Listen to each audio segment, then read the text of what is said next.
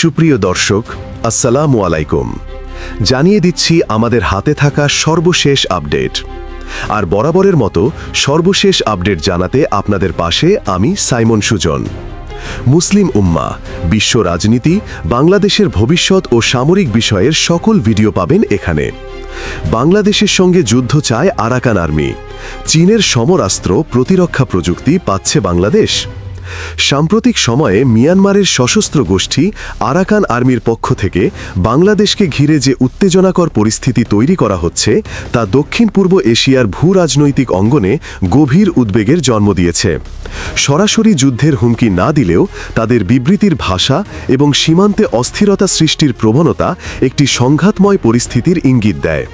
প্রশ্নটি তাই স্বাভাবিকভাবেই উঠছে, বাংলাদেশের সঙ্গে আরাকান আর্মি কেন এমন একটি সংঘাতপূর্ণ সম্পর্ক তৈরি করতে চাইছে?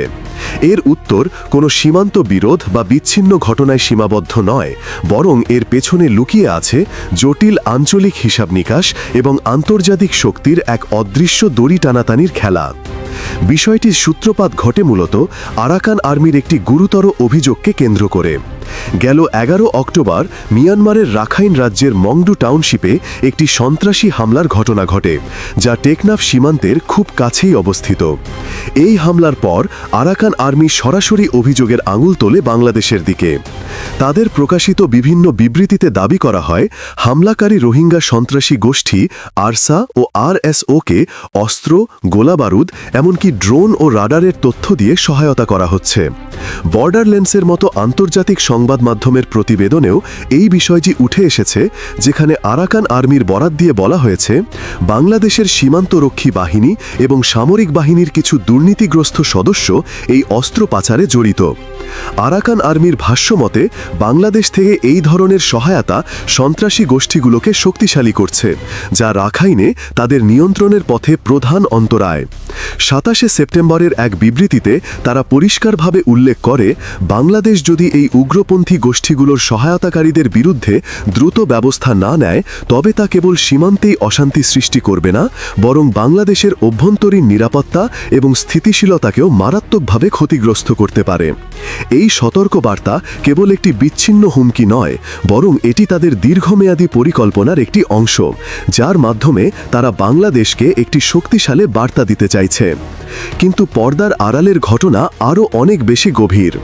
রাখাইন বা আরাকান রাজ্যটি কেবল মিয়ানমারের একটি প্রদেশ নয়, এটি বঙ্গোপসাগরের তীরে অবস্থিত কৌশলগতভাবে অত্যন্ত গুরুত্বপূর্ণ একটি অঞ্চল। এই অঞ্চলের প্রাকৃতিক সম্পদ, বিশেষ করে তেল, গ্যাস এবং খনিজ সম্পদের ওপর দীর্ঘদিনের নজর রয়েছে বিশ্বের শক্তিধর দেশগুলোর।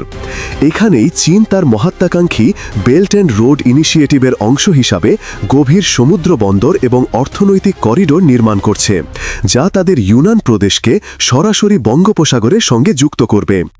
এই সংযোগ চীনের জন্য ভারত মহাসাগরে প্রভাব বিস্তারের এক বিশাল সুযোগ। অন্যদিকে বঙ্গোপসাগরে চীনের একছত্র আধিপত্য ঠেকাতে মরিয়া মার্কিন যুক্তরাষ্ট্র এবং তার পশ্চিমা মিত্ররা। তারা চায় না রাখাইন দিয়ে চীন বঙ্গোপসাগরে অবাধ প্রবেশাধিকার পাক। তাই এই অঞ্চলে চীনের প্রভাব সীমিত রাখতে তারা বরাবরই সচেষ্ট। আবার ভারতের জন্য রাখাইন রাজ্যের স্থিতিশীলতা অত্যন্ত জরুরি। ভারতের উত্তর পূর্বাঞ্চলীয় রাজ্যগুলোকে, যা 7 সিস্টার্স নামে পরিচিত, বঙ্গোপসাগরের সঙ্গে যুক্ত করতে ভারত কালাদান মাল্টিমোডাল ট্রানজিট প্রকল্পে বিপুল পরিমাণ অর্থ বিনিয়োগ করেছে। রাখাইনের অস্থিরতা ভারতের এই পুরো প্রকল্পকে হুমকির মুখে ফেলে দিয়েছে।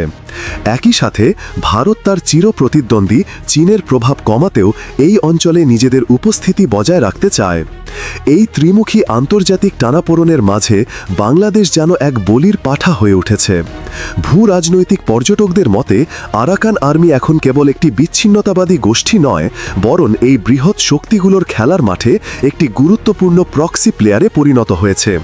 তাদের দেওয়া সতর্ক বার্তা বা সংঘাতের উস্কানিকে বৃহৎ খেলার অংশ হিসাবেই দেখা হচ্ছে। এর মাধ্যমে বাংলাদেশকে দক্ষিণ পূর্ব সীমান্তে ব্যস্ত রাখা এবং চাপে ফেলার একটি চেষ্টা চলছে। আরাকান আর্মিকে ব্যবহার করে কোনো একটি পক্ষ হয়তো চাইছে বাংলাদেশ যেন সীমান্তে এতটাই ব্যতিব্যস্ত থাকে যে অন্যান্য আন্তর্জাতিক বিষয়ে মনোযোগ দেওয়ার সুযোগ না পায়। চীন চায় বাংলাদেশ যেন পশ্চিমা জোটের দিকে পুরোপুরি ঝুঁকে না পড়ে। আবার যুক্তরাষ্ট্র চায় বাংলাদেশ চীনের প্রভাব বলয় থেকে বেরিয়ে আসুক। ভারত চায় তার নিরাপত্তা ও অর্থনৈতিক স্বার্থ অক্ষুণ্ণ থাকুক।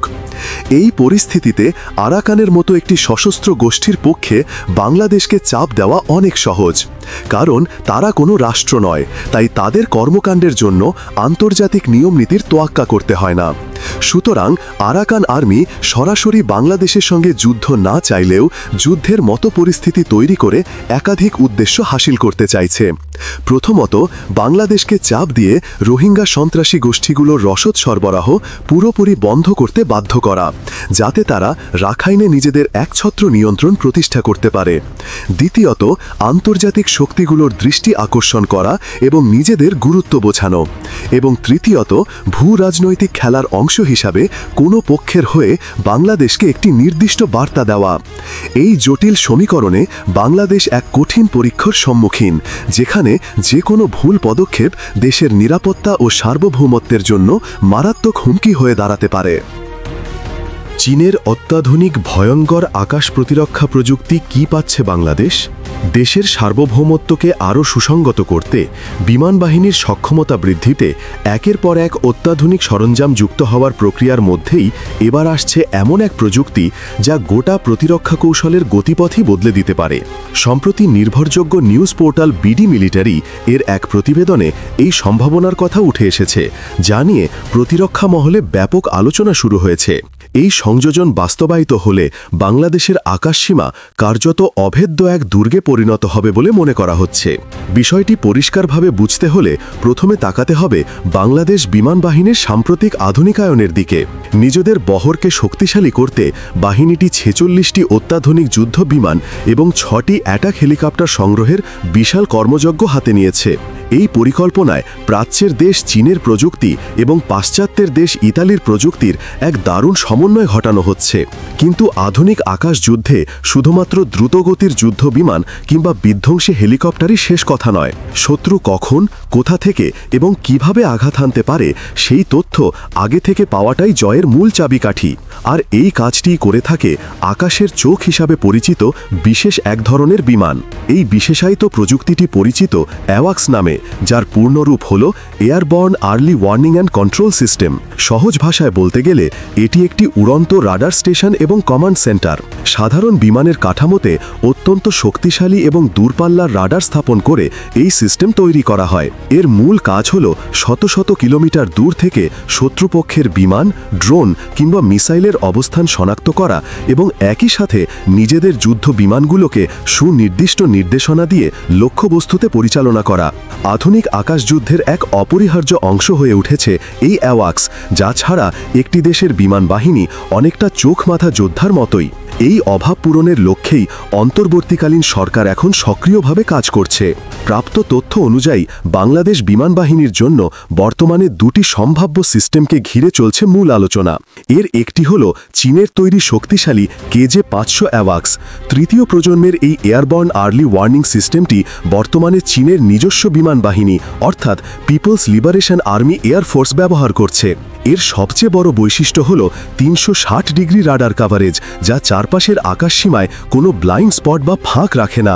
এছাড়াও এতে রয়েছে অ্যাডভান্সড ইলেকট্রনিক কাউন্টার মেজার্স, যা শত্রুর রাডার জ্যামিং প্রতিহত করতে সক্ষম, এবং একটি রোবাস্ট কমিউনিকেশন সুইট, যা প্রতিকূল পরিস্থিতিতেও নিরবিচ্ছিন্ন যোগাযোগ নিশ্চিত করে। আধুনিক আকাশযুদ্ধের এক অপরিহার্য অংশ হয়ে উঠেছে এই অ্যাওয়াক্স, যা ছাড়া একটি দেশের বিমান বাহিনী অনেকটা চোখ বাঁধা যোদ্ধার মতোই। এই অভাব পূরণের লক্ষ্যেই অন্তর্বর্তীকালীন সরকার এখন সক্রিয়ভাবে কাজ করছে। প্রাপ্ত তথ্য অনুযায়ী বাংলাদেশ বিমান বাহিনীর জন্য বর্তমানে দুটি সম্ভাব্য সিস্টেমকে ঘিরে চলছে মূল আলোচনা। এর একটি হল চীনের তৈরি শক্তিশালী KJ-500 অ্যাওয়াক্স। তৃতীয় প্রজন্মের এই এয়ারবর্ন আর্লি ওয়ার্নিং সিস্টেমটি বর্তমানে চীনের নিজস্ব বিমান বাহিনী অর্থাৎ পিপলস লিবারেশন আর্মি এয়ারফোর্স ব্যবহার করছে। এর সবচেয়ে বড় বৈশিষ্ট্য হল 360 ডিগ্রি রাডার কভারেজ, যা চারপাশের আকাশসীমায় কোনো ব্লাইন্ড স্পট বা ফাঁক রাখে না।